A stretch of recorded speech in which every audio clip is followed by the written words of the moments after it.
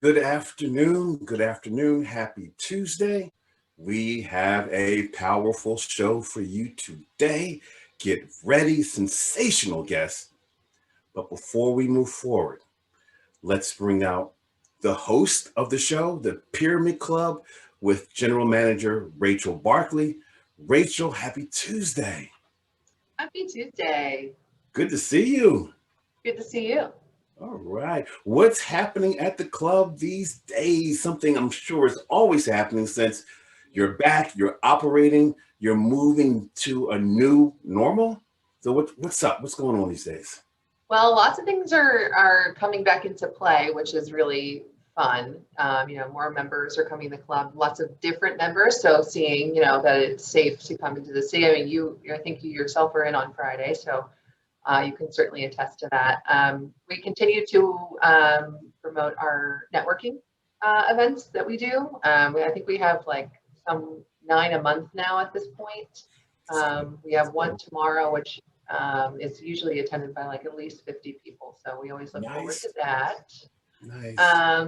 And then also we are doing an in-person one as well. We are rolling out some new menus, which is exciting.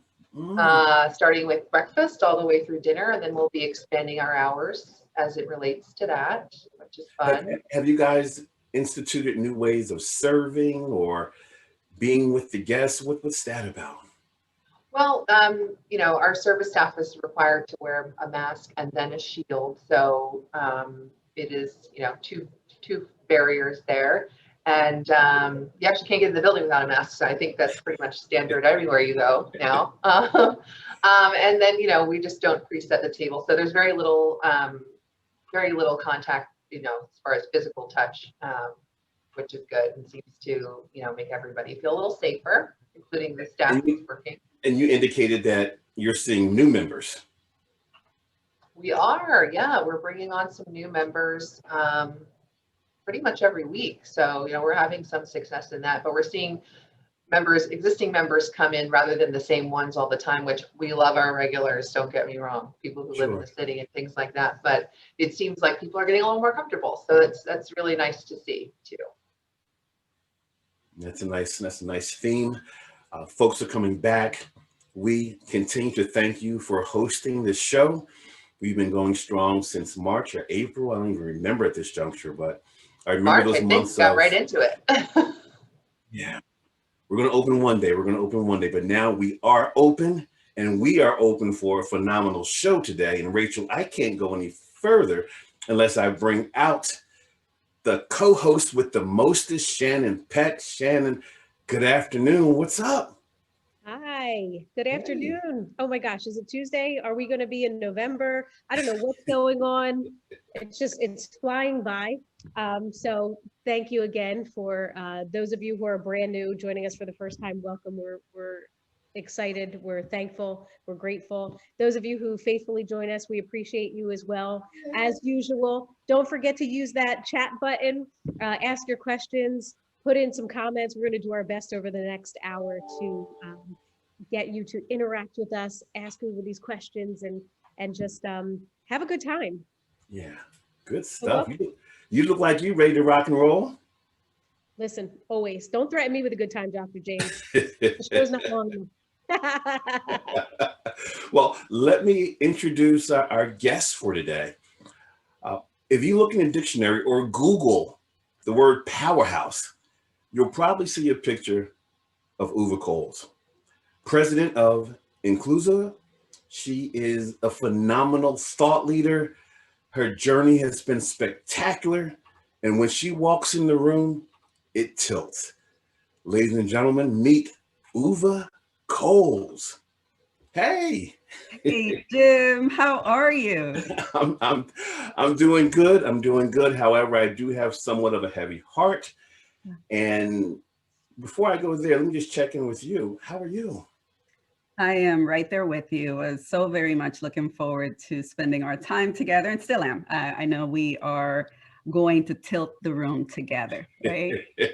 That's what we do. But at the same time, I have to be honest. You know that I'm based out of Delaware, right across the border from Pennsylvania, and have spent most of my career in Philadelphia. And so today, I have a heavy heart as I'm thinking about Walter Wallace, right? Yeah, And I'm glad you're bringing that up because that's the elephant in the room, and I would not want to move forward with where we're going until we talked about that. mhm. I'm glad you are making space for that conversation. I think it Mhm. ties in with I think many of the things that we'll touch on today. And so as a mother to two sons, they're 13 and 17. We'll talk about that later. I know. That's where it 17? starts, right? That many. Two young Black men, right? And so I every time there's the loss of a life in the way that Mr. Wallace lost his life, it hits home in a very personal way. It certainly touches on the work I do, but it hits home. And so I know that we are already a country divided, and this will add to that division. Part of what I hope we can do today is try to remember how to connect the dots at a moment Mm. like this, because that is critical, right? How do we bridge across this the kind of sea of difference that keeps trying to pull us apart? I Yeah. think our work is to make sure that one, we reconcile, address, hold people accountable for the things they need to be held accountable to, and find our way back to each other. So heavy as my heart is, I keep trying to swim back to shore. Mm. Mm. For me, the optics continue to be so egregious. It's almost as if it's par for the course, and that's part of what bothers me as well. I've seen this before. I've seen this movie. It's beyond rerun. Yeah, It's We have work to do. we We do. have work to do. And speaking of work, Mhm. you've been busy all your life. A little bit. A little bit. We know each other about our background and some of the things we've done, but maybe some of the folks who are tuning in don't know. My Sure. question to you is, Uva Coles, Mm. how did you get here? Based on where you've been, the organizations you worked for, the universities you worked for, and now you're here as an entrepreneur, business owner on the Dr. James Show. Can you give us a snapshot of how'd you get here? What's Sure. I'm still trying to figure that out, but I'm glad I'm here. I'm glad I'm here. I think we belong wherever our feet are, right? So Mm, I am confident that I was meant to be here, but the road has been really curvy and interesting and filled with learnings and, falls here and there. I have bruises, I have a few scratches, but my head is still lifted. Born and mm, raised in the Republic of Panama until I was 17, 18 years old, at which point, yeah. So home, right? Panama was and will always be my first home. Um, I, at some point, we made the decision as a family to come to the United States. I had a full academic scholarship to a tiny little school in South Carolina, now Claflin University, back then Claflin College. mhm. And so my intention was just to come and study and learn and not fall or fail, because that was not a privilege afforded to a first generation college student who Right. had the opportunity. So I came here really to support myself and my family and hopefully live out the dreams that my mom had for me. I'll share this with you. Before making that long trek, at some point, my mom, when she had me at 17 years old, so she was a young mother, Oh, okay. brilliant woman, who just didn't have the benefit of a formal education, fell in love with my dad, charismatic man, you know. How Uh, we and can so, be. it can be that. And so between the two of them, though, they poured love onto us. But my mom, at some point, even at 17, 18 years old, when she had me, she just sat up differently, right? She had her Mm, wake up call and she decided we're pivoting, right? And we're doing this together. So we grew up together. And I remember her second apartment, where I was standing in front of what I thought was like a skyscraper at the time. Years later, I went back, that thing had 3 tiers, like 3 floors. But in the moment, it was big, right? Biggest building I saw at 5 or 6 years old. And we got our first apartment, Jim. And that was for us, moving on up. That's what that felt like, right? Years later, I realized we were living in an apartment. It was a 1 bedroom, right? mm, 2 beds. We made it work. That was our palace. That was our home. And I remember my mom taking contact paper, as we called it back then, just turned that place into a home. Right? She magical, right? Just magical. Yeah. It never felt as if we were missing anything. And so I just remember always that she was a woman who made the extraordinary out of the very ordinary, right? She was just magical, and I wanted to be that kind of magic. And so I kind of carried that with me. Had a wonderful opportunity to begin after college, graduated at the top of my class, had my first job, which was not the job I intended. I was a department assistant, graduated, top of my class, was trying to figure out why am I having such a difficult time entering this space called the workforce, right? Just couldn't. Eventually, someone took a chance on me, brought me in as a department assistant, sat me down eye to eye and said, I see something here, right? I see a lot more than the position we brought you in with. So we're going to work through this and work with you.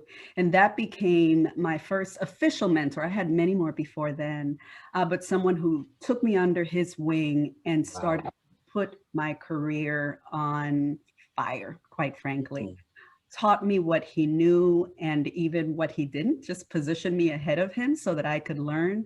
And so that's how I started to navigate. But in that very first role, I realized that something about my identity created some barriers, right? I saw other people come in and navigate easily, people with the same degrees, people who maybe hadn't done as well as I did in school, who just were on a different course, a different path. And so I started. What was the initial impact on you when that was happening?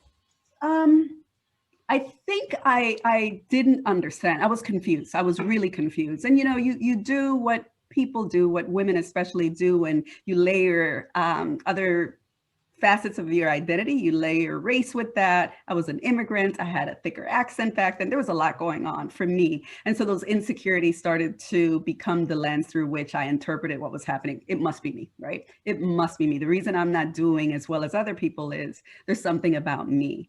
But my mentor helped me course correct.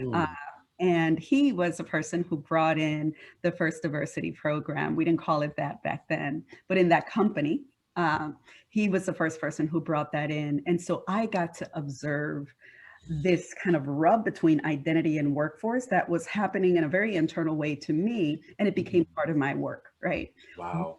An opportunity to learn. What an opportunity to learn. Everything I was applying to our interns at the time, I had to take a step back and learn and unlearn. And that's where I started to think about the interplay of identity and workforce. And that those, I think, were the seeds of diversity, equity, and inclusion. And years later, position after position, opportunity after opportunity, I think I started to channel my mother and sit up a little bit. You think? You right? think? A little bit. And just as she did a really good job of turning that first apartment into our home, I turned in every space I occupied into my space. It's been sometimes challenging, but that's all right. That's all right. Well, That's what you've been doing. We met when you were at Philadelphia Inroads. Yes. Then we continued to dance at Pierce College. Then I believe you ended up at my alma mater, Widener University. Good. And now you big time business owner, doing your DE&I work, continuing to sit up and do what you were taught to do. It's been a thread, right? I mentioned how careers loop and turn, and I know your own career has kind of looped and turned as well. I think those things are intentional, though in the moment you don't recognize it. But usually there's like a grounding force, right? A thing, a bit of a thread that carries, right? And so for me, it's been, no matter what roles I've held, I've been at the senior, executive tables of nonprofit organizations. You've mentioned the higher education roles or organizations that I work for. So I've been able to climb and end up at that executive seat and really have an idea of what happens throughout these organizations. But the common thread has always been my obsession with observing this interplay of identity in the workforce. Wow. That has been the common thread. And earlier this year, after doing this work for so long, for so many, I thought I want to do this on my own because I want to do it in a way that is consistent with what I know to be true, and in a way that allows me to be in the driver's seat, not the passenger, not the back seat. And those are good seats. Sometimes you have to sit there so you can learn, right? My son's 17, he's learning to drive. His best lessons are sometimes when he's next to us, behind us, picking it all up.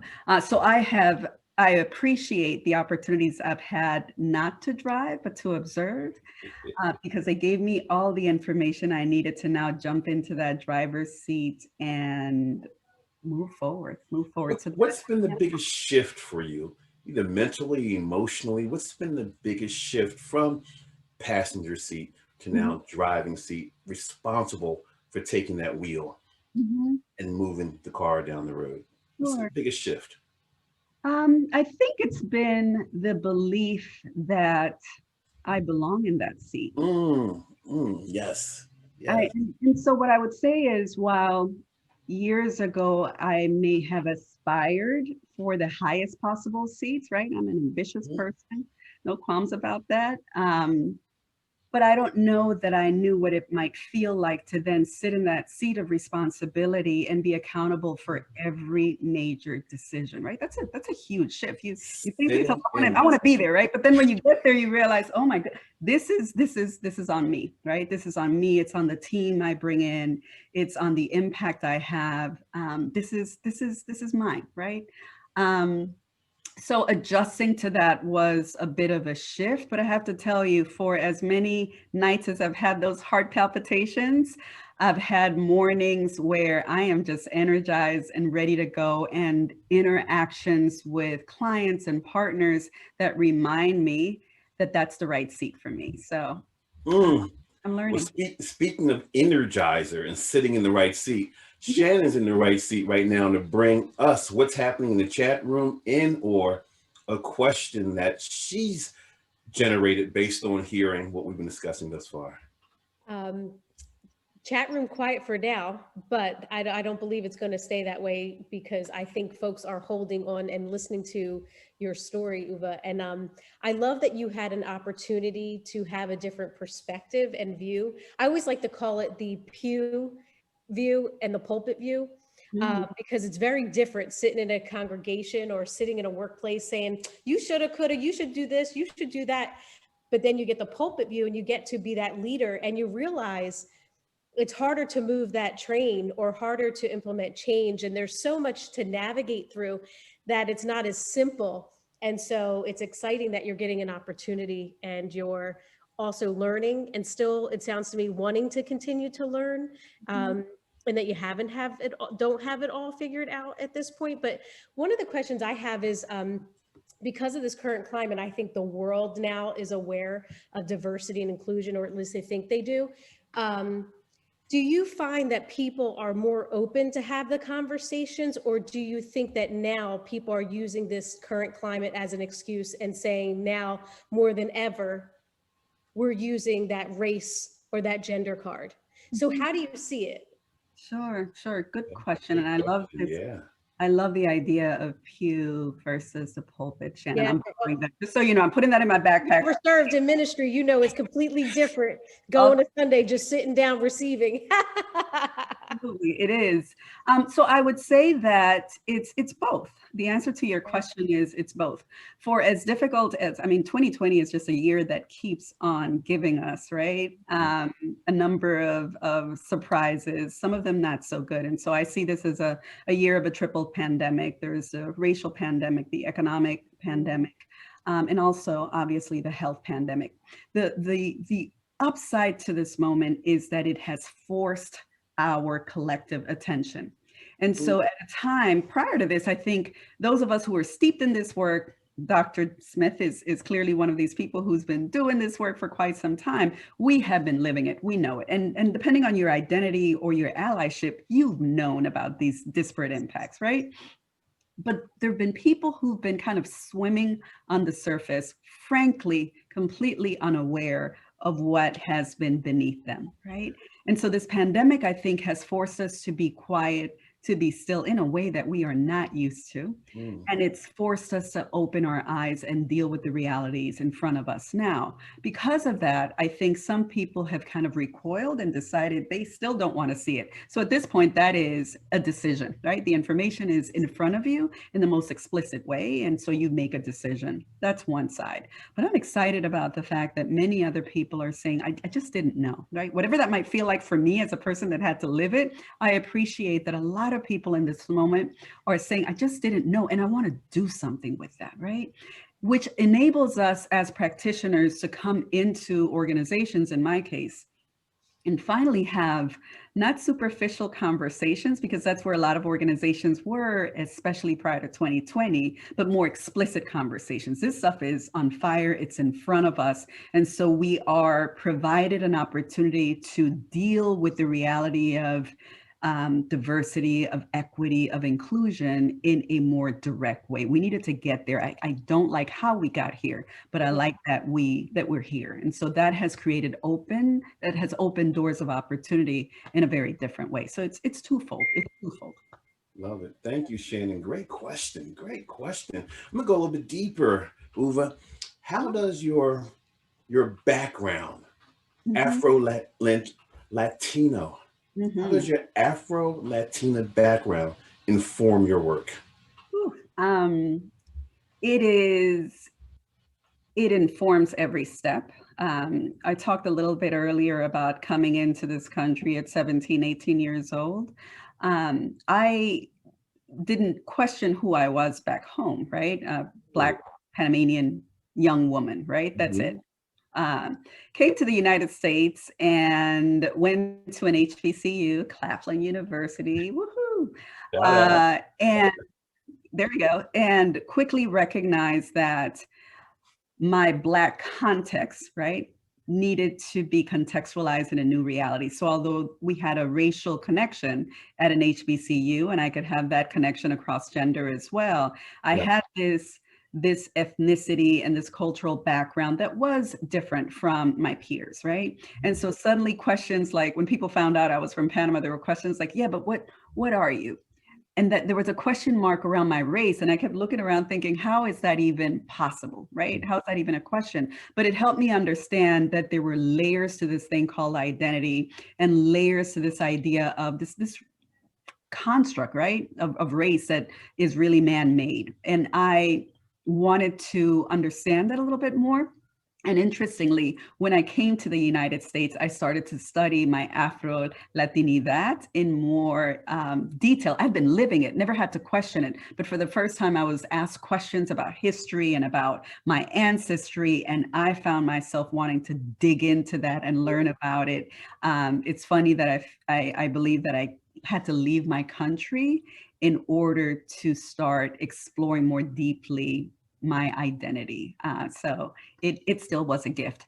With all of that said, as an Afro-Latina, I sit between cultures, right? I sit between American culture and Panamanian culture, Latin American culture. I sit between the Black community in many cases and the Latino community in many cases, right? And I can see both spaces with clarity, and a sense of love and a sense of appreciation for the struggle and a sense of connection.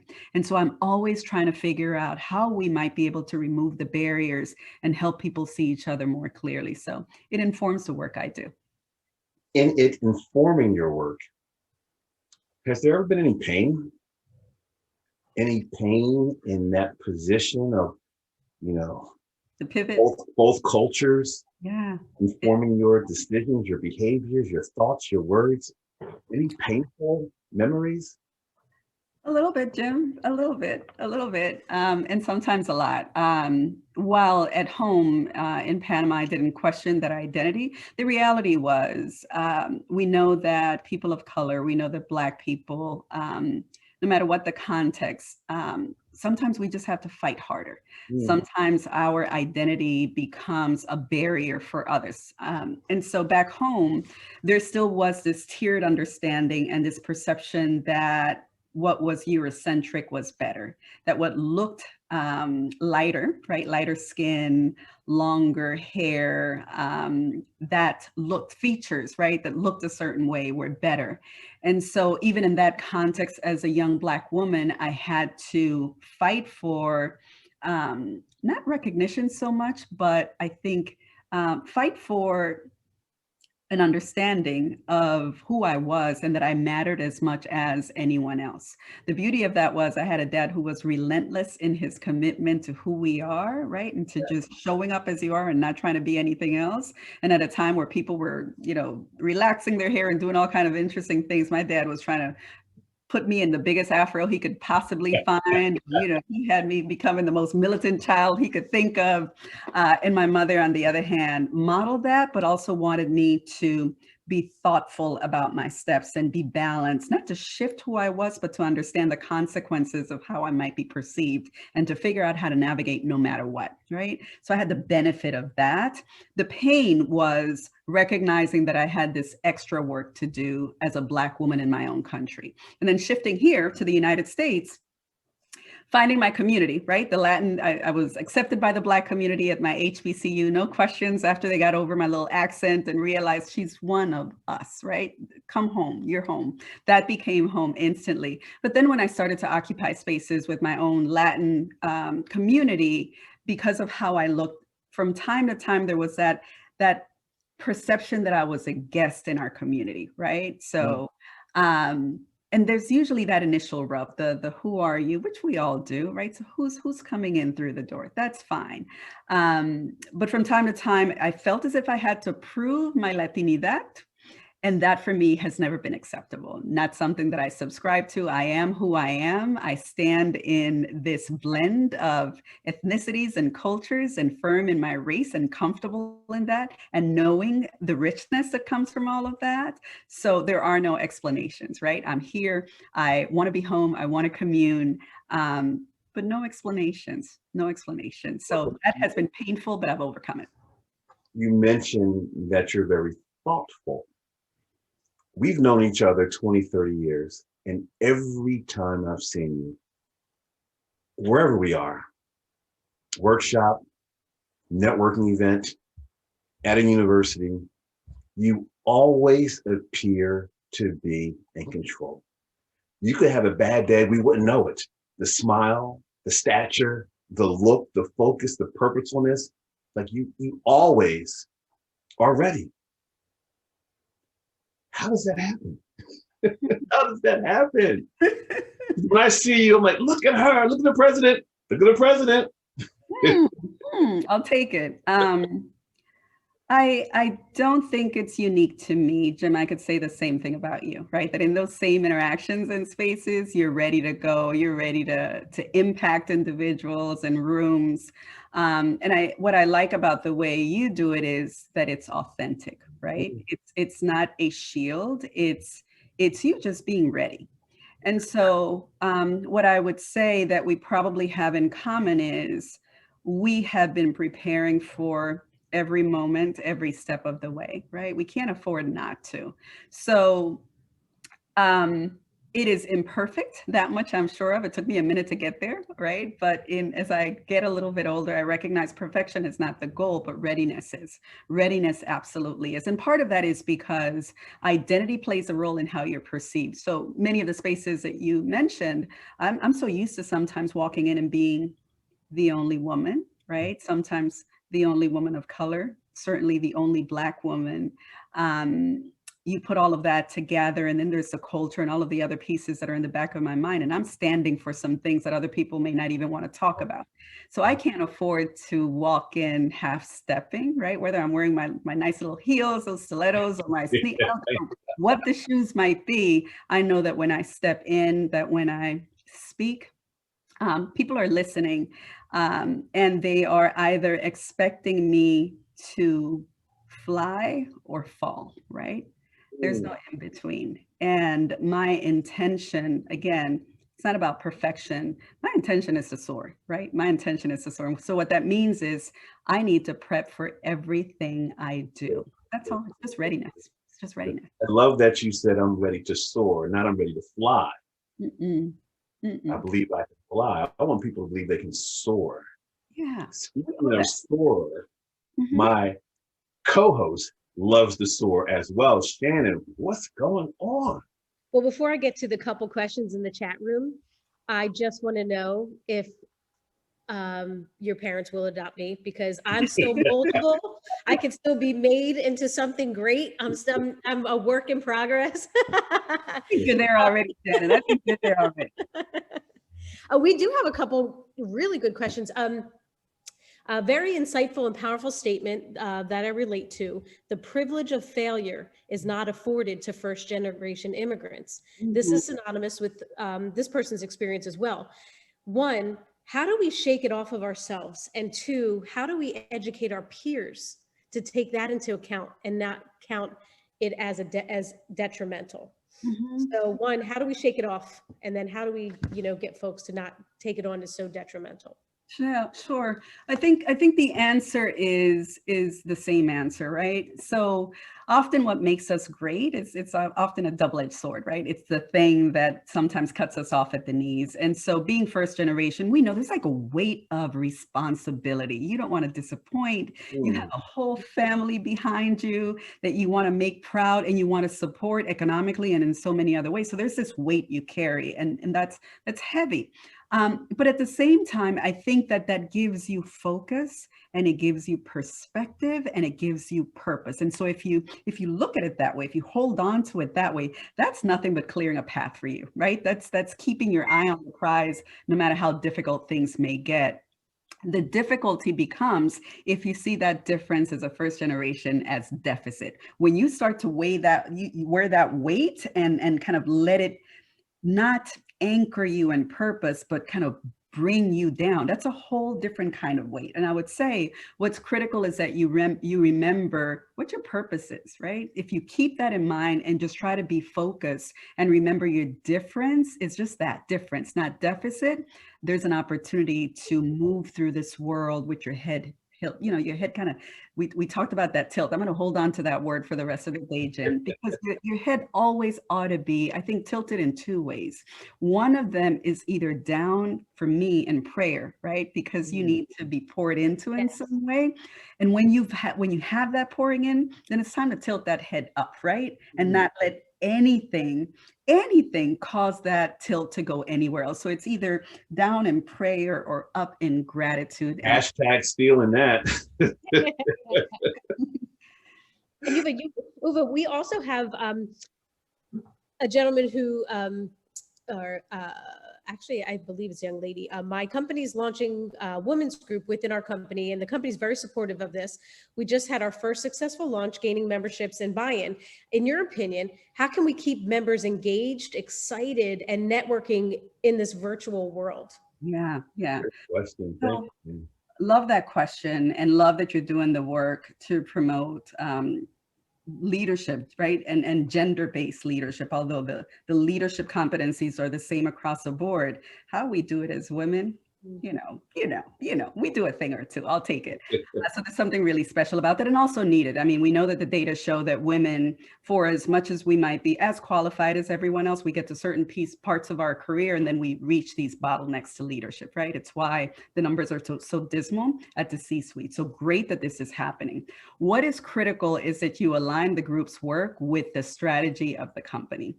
So what I see happening a lot with resource groups or affinity groups is they then become a social space, which is important. You need comfort, you need community, but you also always want to remember if it's the workforce, then you need to connect the dots back to the organizational purpose. So what is it that you as a group really want to accomplish? Is it about promoting each other? In which case, let's think about how mentorship may play a role in moving us forward, right? That's energizing in and of itself. So figure out who your ambassadors are, who your sponsors are, have the conversations about how your group may find greater alignment with the organization's goals, certainly around diversity and gender diversity, but beyond that with its operational and strategic goals and how your group might be helpful in getting there. What we forget to do sometimes is to connect those dots. And when we forget those dots, then we can become invisible. You want to be upfront, you want to be present, and you want to be aligned with the mission, the purpose, the goals of the organization.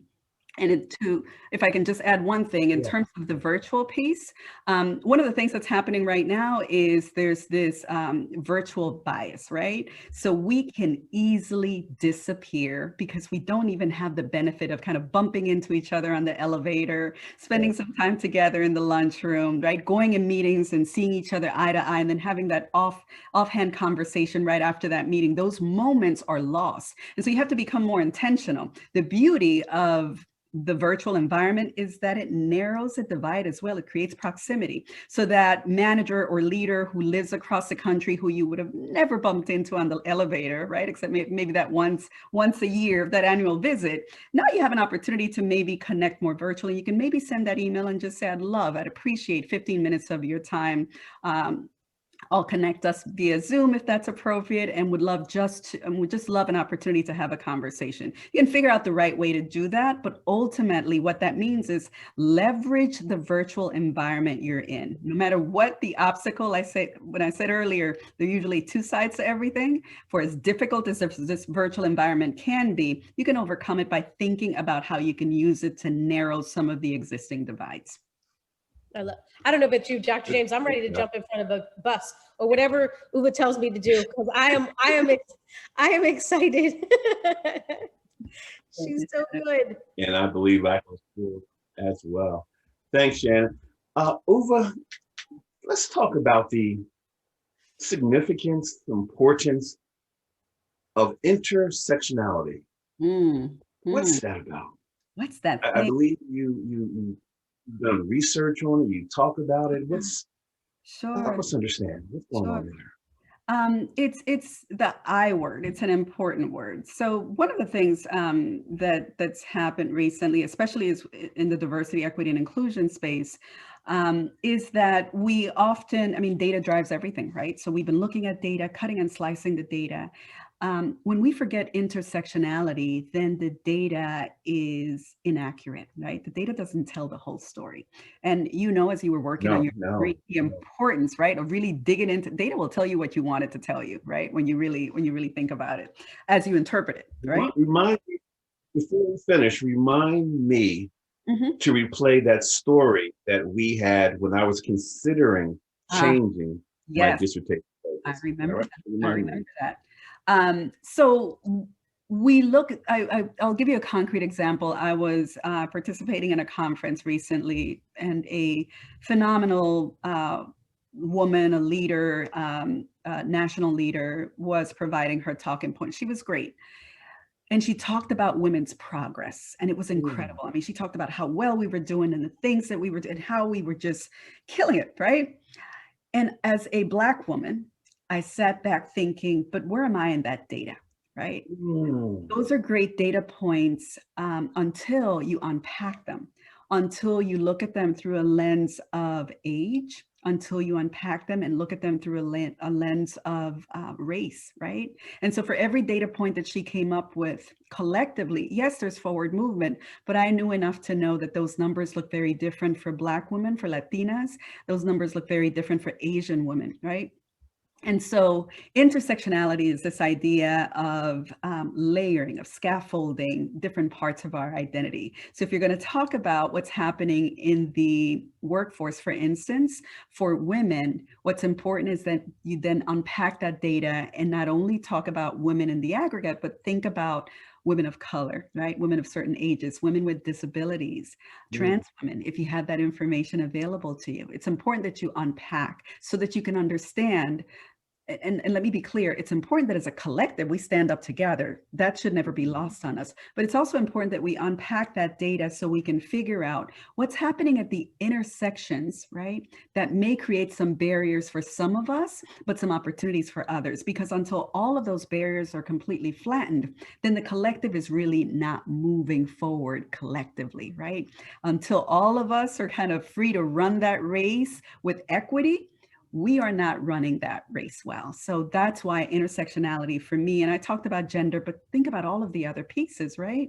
Think about sexual orientation and religion and so many of the disabilities, cognitive and physical, so many of those other pieces. And so I don't want us ever to get so comfortable that we look at data holistically and forget that there's a story hiding at the edges of those data points. I want us to read those stories and do something with them. But your story, before we forget, I remember that story. I want to hear it again. I need to hear it again. Well, I'm in the midst of the dissertation, and many of my classmates are more quantitative researchers, looking at the data now and analyzing the data, Bitcoin, cybersecurity, artificial intelligence, that very analytical stuff. And each time I would stand up and present, I would talk about authenticity, the people side. And my classmates start pushing back. Authenticity? What's that? That's so soft. That's not going to move an organization.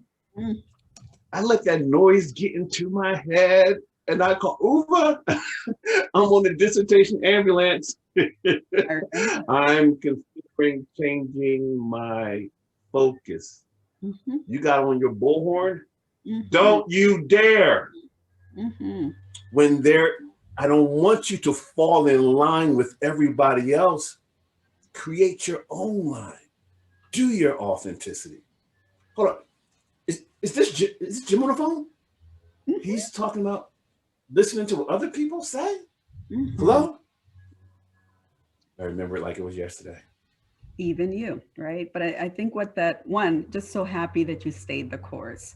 But two, it just underscores how easy it is to fall into line, right? And if we really think about who breaks through, who becomes brilliant, who sets the tone, the pace, creates new spaces that we didn't think were possible, it's the people who don't fall in line, right? There's a time to learn and a time to follow norms, but at some point when your spirit, I know I'm preaching to the choir now. No. Well, but I think at some point you pay attention to your spirit, right? And when your spirit says, this isn't it, you listen, and 9 times out of 10, I would say probably 10 times out of 10, you're going to be led exactly where you're supposed to go. So I am glad you didn't listen, Jim. You didn't listen. This was a time for you to lead, and you did just that, and that's why we're so proud of you and happy to follow you. Thank you. You poured in, and I love your statement or question. Where am I in the data? Where am I in the data?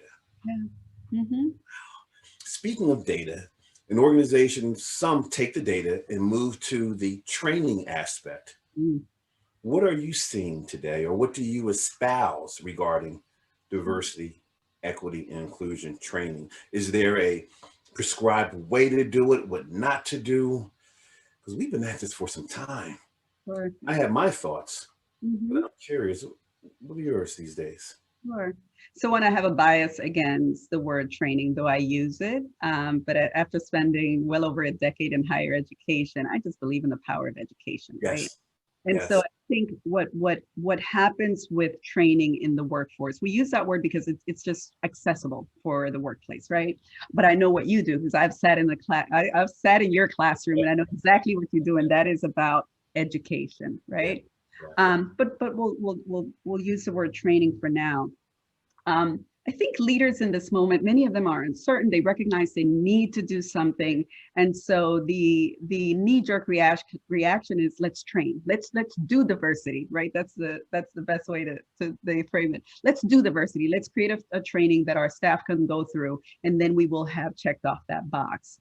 And what we know about that is, first and foremost, this work, the work of inclusion, lives at the leadership level, right? And so that educational process, it's not a one and done. If you think you've crossed the finish line, you really have some work to do. This is endless, this is iterative, it's continued learning. And so if you are in an organization that believes training will address its diversity issues, I have to be honest and sharing with you that is not the case, right?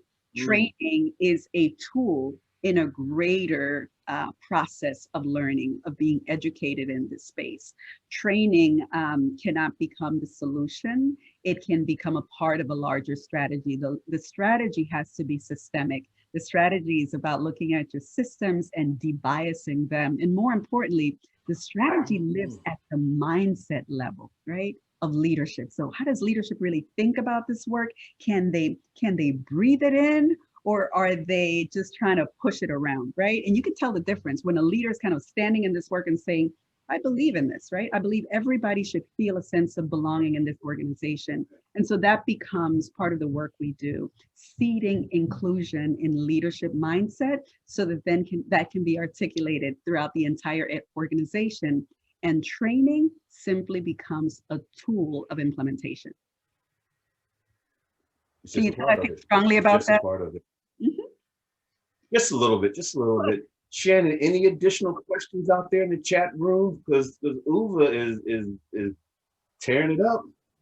We do. And before I ask this question, I just something I observe, because I really believe in this thing we called life. There are no coincidences. And I really believe that our purpose is driven by our experiences, much like yours, Dr. James, where here you are questioning the very thing with authenticity, which is what you build your whole being on and your work, your life's work on, and then questioning it, and then having someone like Uva to be able to bring you back into snap back into alignment.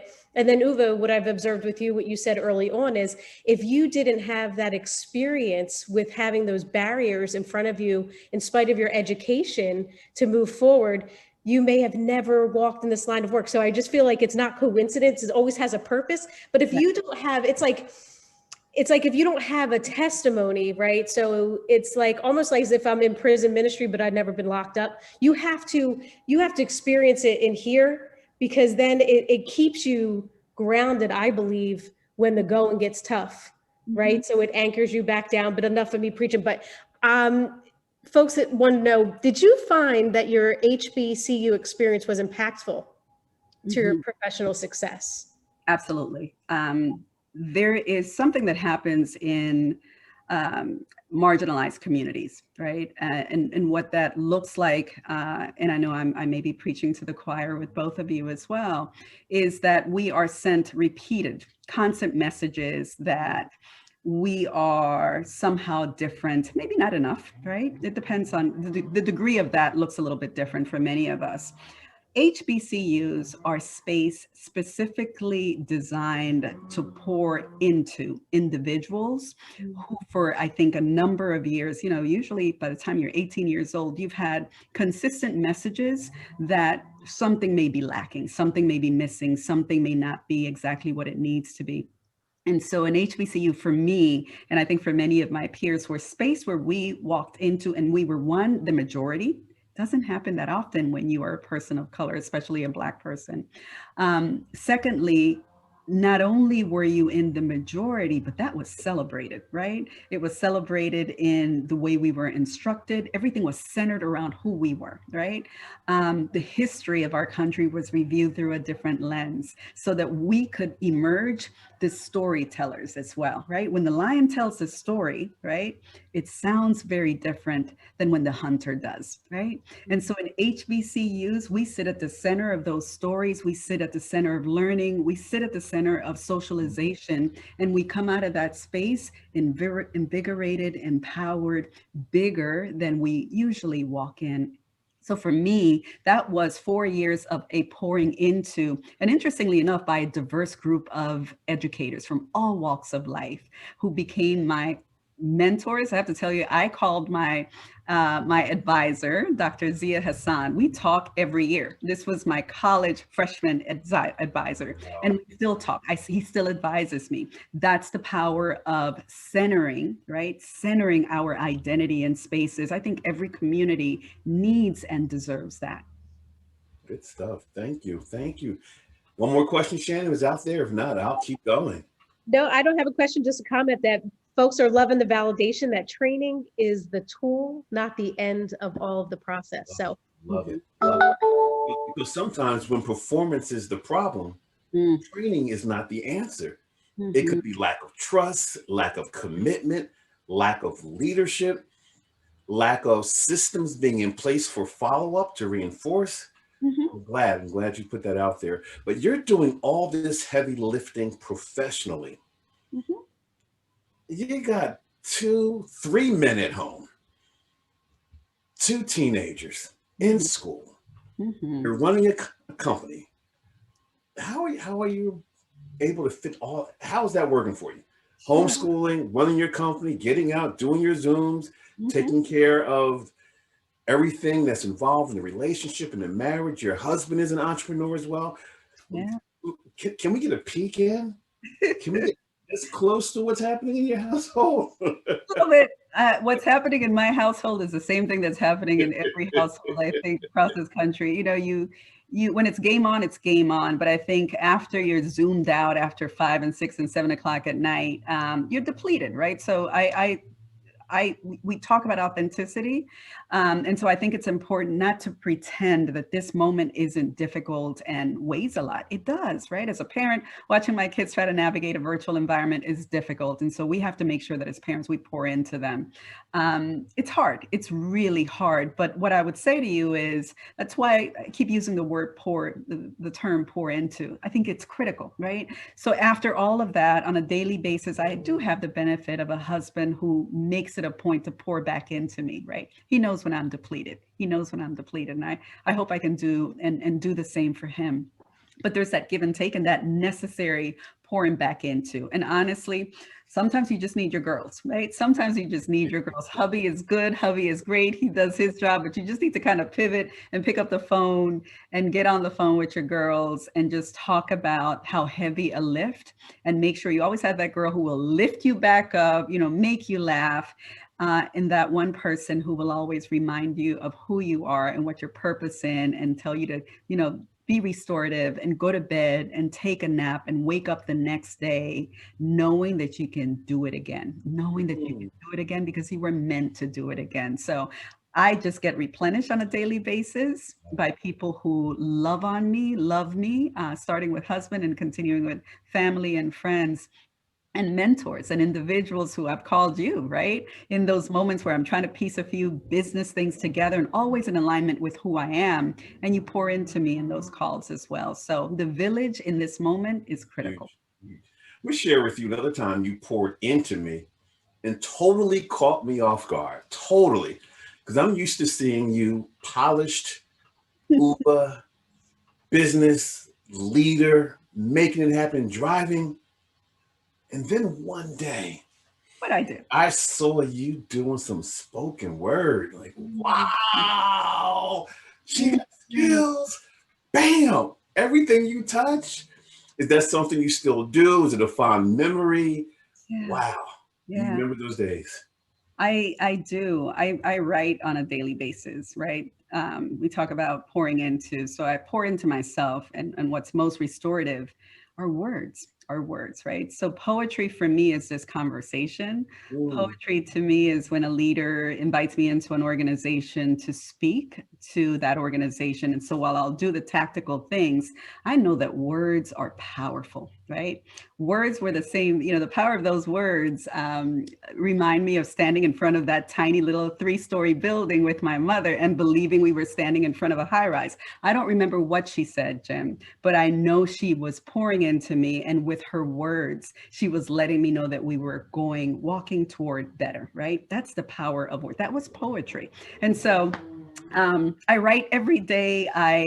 It may not look like prose or sound like prose, but I think the power of the words is still poetic. And so I hold on to them and try my best to do a poem or two, leave a poem or two, leave a lyric or two wherever I step in. Just a little something, something. Just a little bit, just a little bit. Word on the street, rumor has it that within the next year, no longer than a year, you're about to give birth to a book. Mm-hmm. What's that about? Your book? What are you planning on covering, or is it a secret, or what has that journey been like? That book journey? Yeah. It's been a labor, an impossible, a seemingly impossible or elusive labor of love. And you know, I've played with this for many years. Years ago, the constraint, honestly, was I was thinking more about the audience than about the work. And so I think I finally made that pivot where I feel untethered to other people's perceptions of what the book ought to be. So the work I do, this idea of connecting identity to workplace authentically, that's the book. That's the book. And now I think I'm in a stage of my life, a season in my life where I can author that comfortably, right? And live with the consequence of what comes out of that. I'm ready for that. I don't know that I was before. You are now. You are. If people want to reach you, how can they reach you and your organization? Tell us, and Sure. I'm certain they will reach out. Sure. Definitely on LinkedIn. Uva Coles at LinkedIn and on LinkedIn and Inclusiva.